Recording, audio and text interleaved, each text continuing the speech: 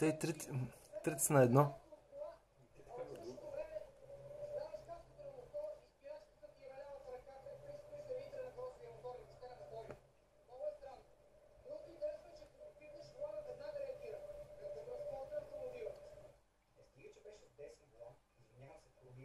Ами се караше като мотор.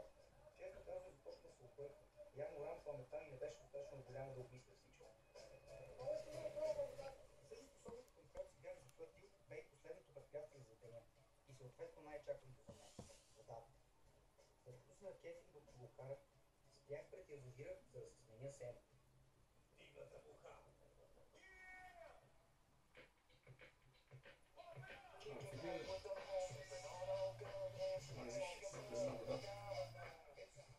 Беше ми абсолютно невъзможно да осмисля как нещо, което до сега бях навъргали по фалта, нагоре-надолу, сега просто ще се плюсне на водата.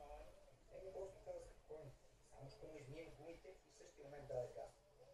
Следващия връх беше най-интересен. Машината просто навлезе във водното пространство и започна да си плува като лодка. Аз бях шокиран и не можех да включа какво се случва. Седяхме си по средата на язовир и си въртяхме в кръгчета, сякаш всичко си беше нормално. С изключение това, че също бяхме с превозно средство с колела.